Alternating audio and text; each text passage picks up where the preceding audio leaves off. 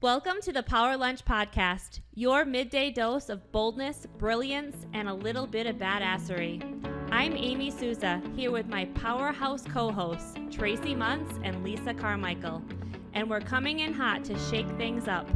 Each week, we dish out bite-sized, high-impact conversations on business, health, purpose, wealth, and the wild, beautiful chaos in between.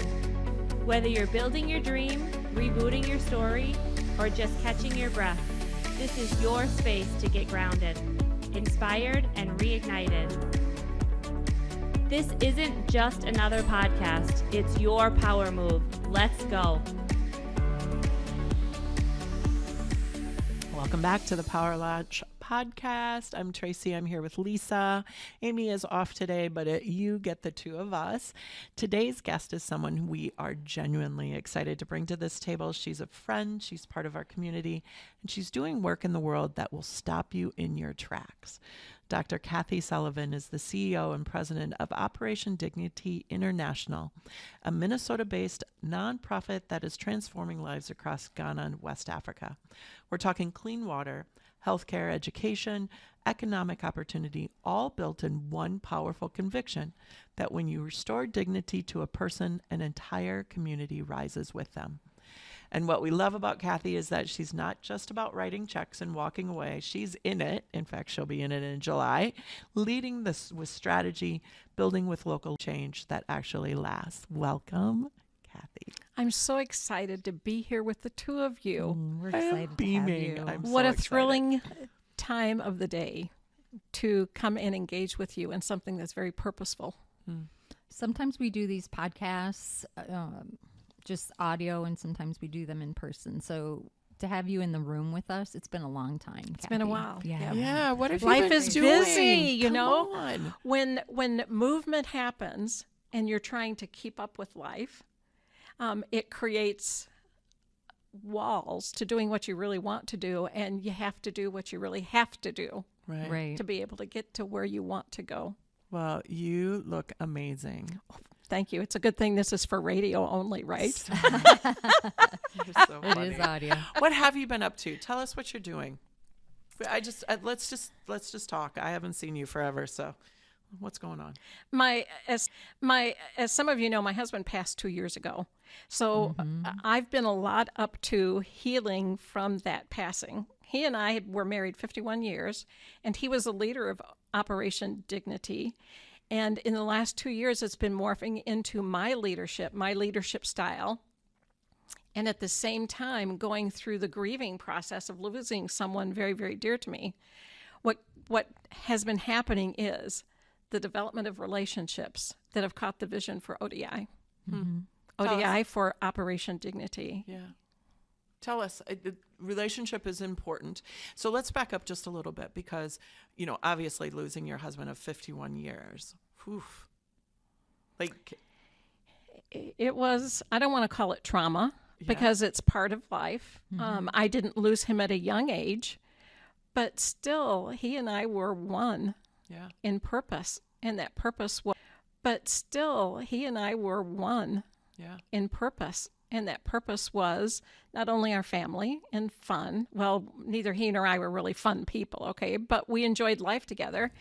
And then sharing this purpose in Ghana. And it just was, it's hard for anybody when we lose a relationship, no matter what the reason for losing a relationship.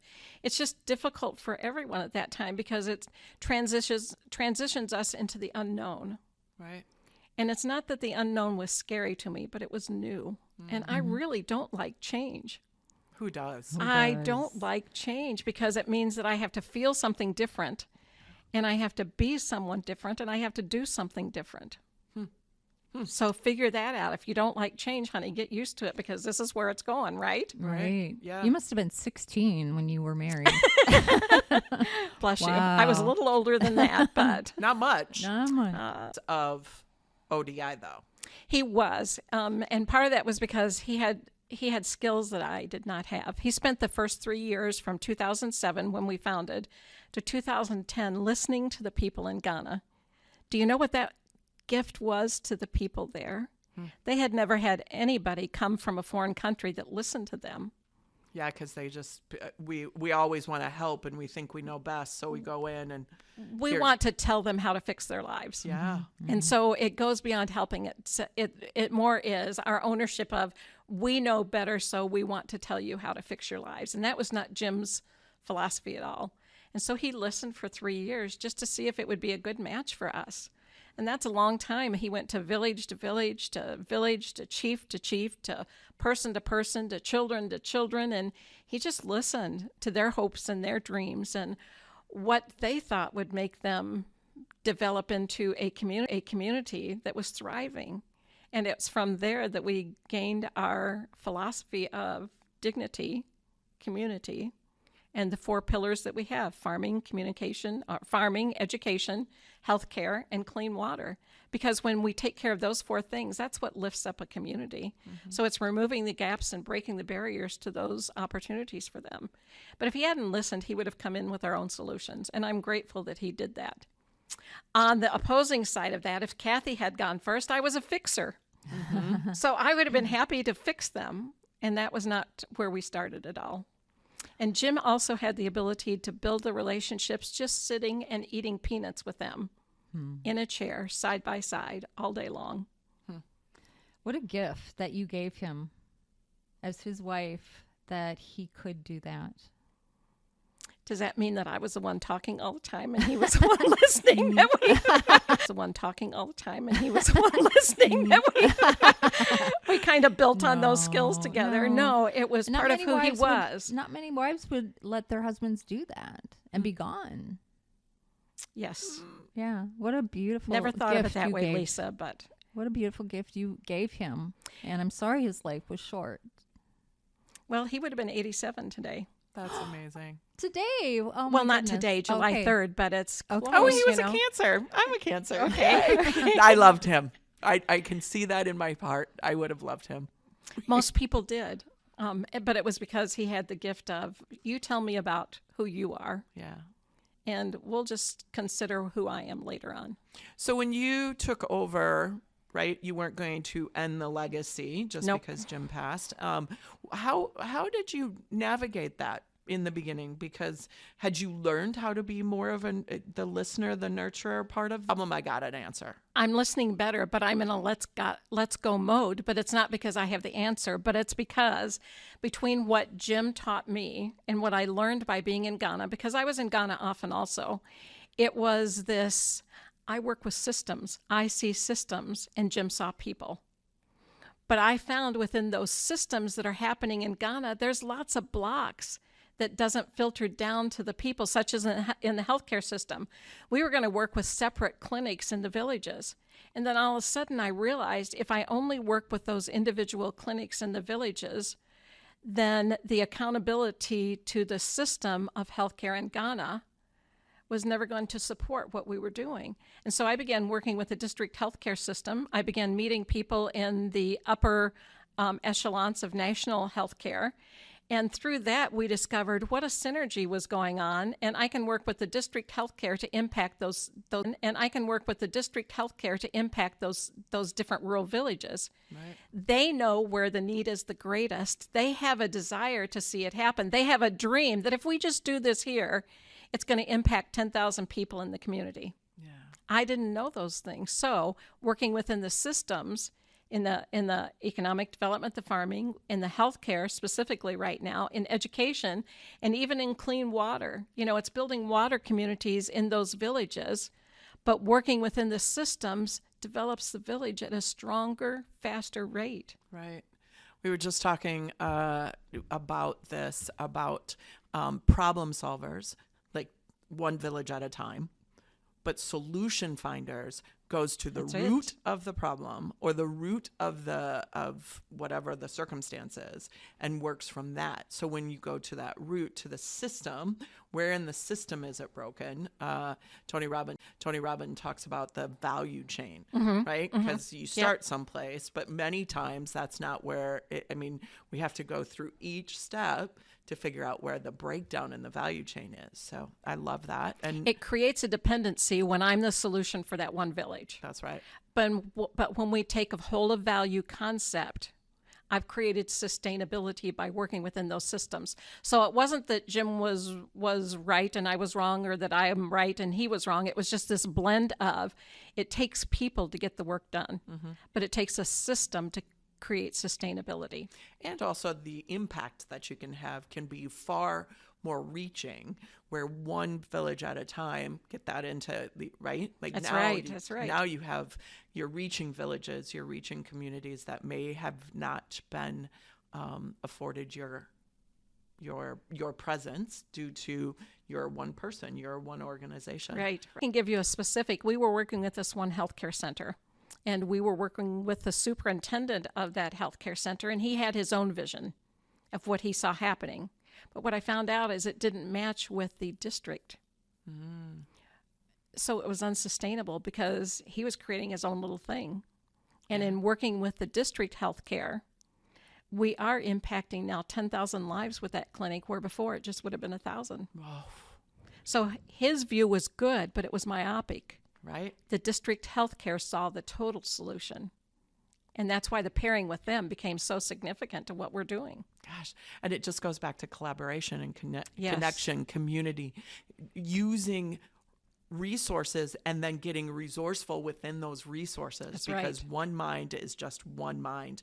When we can have multiple, when we sit at tables and there are different opinions and different Right. ideas. Oh, Yep. so beautiful. So the part that Jim brought So beautiful. So the part that Jim brought to the table with that is, it's their dream and not ours. Okay. But how can we collaborate and coordinate so that we can help their dream become real?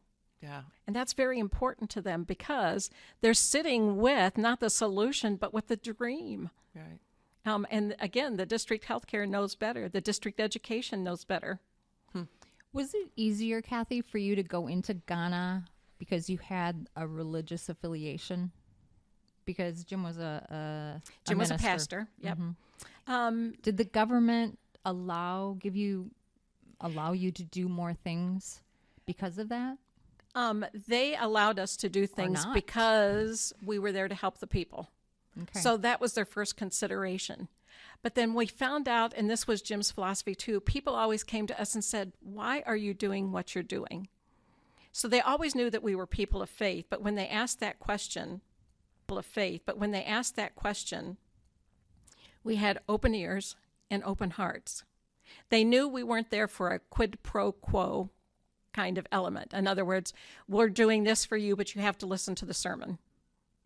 And you have to become part of a church that we're going to establish. And that just is not us at all. So we were happy to express our faith. And they know that we are people of faith there, but we don't push that as part of, they have to believe, so we will do. It's as we're going, could we introduce you to a Heavenly Father? I always tell my kids that people like you because you have good values. People see that in you, that you know the difference between right and wrong, that you have a faith. A lot of people don't have that faith. They did not. They did not grow up in a Christian atmosphere. So I'm sure they saw it. I mean, who can't see it? You see it. You are a beautiful human being because of your faith. What kinds of changes have you seen through the years now because of the work that you've done in Ghana? In Ghana, the rich are becoming richer and the poor are becoming poor. Ouch. So they're finding economic growth in the bigger cities and with some of the businesses. But because of that, the solutions aren't that they're seeing. They're not being distributed down to the rural villages where we work, which is why we work both with the governmental systems and with the civic systems and with the tribal systems, so that there's this combination and correlation and collaboration between all of this to provide opportunities in the villages. When you reach the poor, then that means that you're doing good with what you understand and the values that you have. That kind of hit me because that doesn't have a lot to begin with. Right. That there's still that separation that's happening. In saying that, tell me about the people of Ghana and what attracts you to them as not necessarily a nonprofit, but just as, why help them? I love the people. And it's because they have a heart that mirrors my heart. They may not call themselves Christians. They could be ancestral worship, or they could be Muslim, or, they could go to the Catholic Church or the Baptist Church or whatever. But it's the value that they know how to work in community. Now, everybody says they're a warm culture, but they're also a culture that manipulates to get what they want. And we know and understand that. So I'm happy to say to them, oh, no, you don't go there with me. To them, oh, no, you don't go there with me, because I know what they want. Yeah. And I said, we're not going to go there. And they're happy with that. They just smile and laugh when I can make that statement. But because I can, and because I know and understand them, and I see both the real and the genuine part of them, Right. and also who they had to become. They had to become that because that's the only way that they could see forward. Right. It's okay. Let's use the good and dispense with the expectations. Sure. I love that. You're going there soon. So tell me what it's like when you go and visit. What's that look like for you? There's a couple of things going on. We had some exciting donations to us. It came as a grant through the Rotary Club of Egan. Yay. Who connected with a grant that I wrote. I'm part of the Egan Rotary Club, to both International and District Rotary. So International and District Rotary. So when I go there, we're going to be investigating what the next cities are that we're going to be approaching. But through this current Rotary grant that's being distributed right now to Ghana, we're going to dig 5 new wells. Yay. In villages that don't have clean water. We're going to be providing a lab to a healthcare center that we've been working on, and that's where the 10,000 people come in, because this lab will give them the ability to diagnose and treat in a daily manner rather than waiting for the test to come in 2 or 3 weeks. And the other thing that we're doing, there was a village that we visited in 2024 with a medical team that I had there, and we found that this one village, everybody tested positive for typhoid. So because I work within the systems, the district healthcare came in, tested the water, and all the water sources in that village have typhoid in it. So I had been connected with a water filter company before that separates. They're the only company in the whole world that does that. So in this village, because of this Rotary grant, we're going to be going in and putting in a 5-gallon water bucket in each home, with this spigot kind of operation where it's a filter that filters out all the typhoid. Now, we have to be very, very careful because they have to comply with all the regulations that go along with it. In other words, they have to wash it out every day. But the other mitigation problem that we know we're going to have, and it's working with the healthcare to teach us about this, they've been drinking dirty typhoid water. Now they're going to have clean water, and we can create a disruption just because of that. So when I go, I'll be visiting those villages that I visited with in 2025 to see this actually happening. So that's part of the joyful part of going.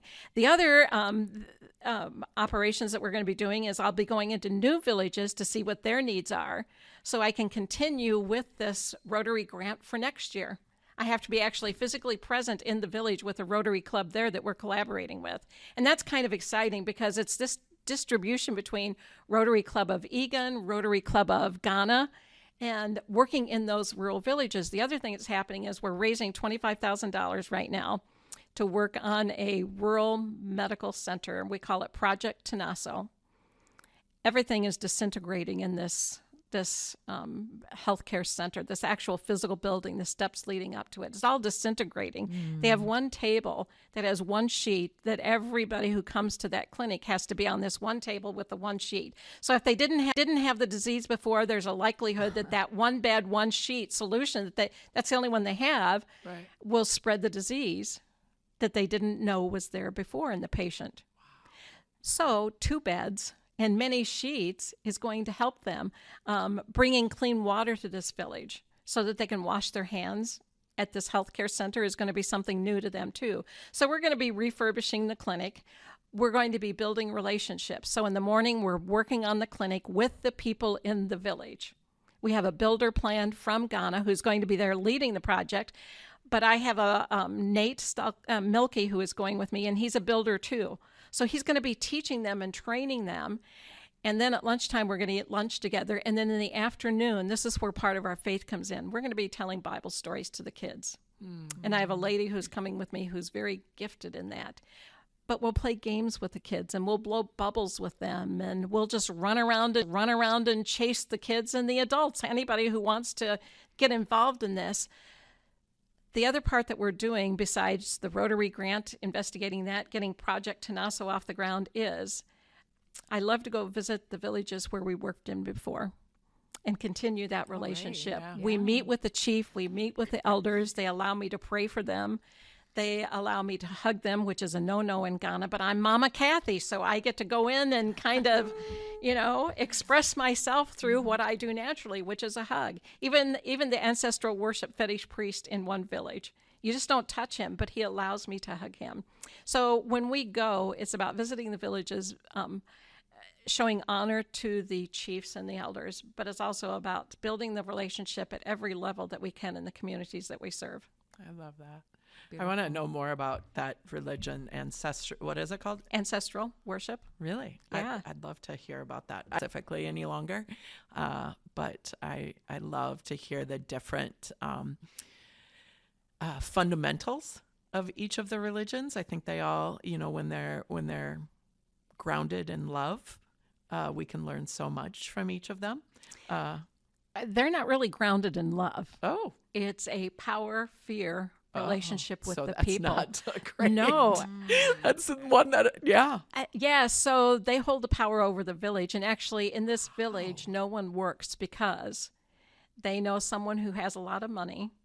And that power and that fear holds it over the people. So they give money to the people in the village so they don't have to work. Oh. So they have all this land that is going to waste because they're not working the land that is tribally theirs. Really? Yeah, so the ancestral priest, who is a wonderful man, he's a very gregarious man, and I just love him to death. He holds all rights over the people. Wow. So I would not say it's based in love. So, yeah. But the people are lovely themselves. Love to walk up and down the streets of every community where we are, and they're just part of that same kind of community. That's interesting. Well, in your defense, Kathy, your let's go attitude, I don't think Operation Dignity would be where it's at if you would not have charged forward. Well, of course. That's why we needed both of you. We needed both of you. Even when Jim was building relationships in Ghana, I was the one doing most of the work over here. Yeah. Mm-hmm.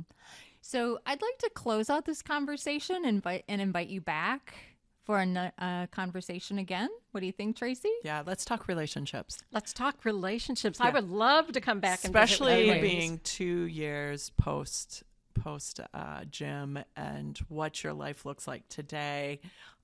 Me being a solo, I love to hear about interpersonal relationships, and then also, Glass Ceiling is built on about relationships, about community and connection. For sure. But what I learned from you guys, it's about believing in yourself to the point you can take that next step, even though you might be frightened and absolutely scared to death to take it. It's about you can do it. Yeah. So you can take that next step even though ... Yeah. There's so many dots. So many dots. Thank you so many dots. much, Kathy. Yep. Love you ladies. Love being here. You're amazing. You. All right. Let's go. Thank you so much for joining us for today's episode. If something we shared sparked a new idea, gave you a fresh perspective, or simply made you feel seen, we'd love for you to pass it on. Share this episode with a friend, a colleague, or a fellow powerhouse woman who's walking her own journey. And if you haven't yet, don't forget to subscribe so you'll never miss an episode. Until next time, keep showing up, keep rising, and remember, there's no ceiling you can't break through.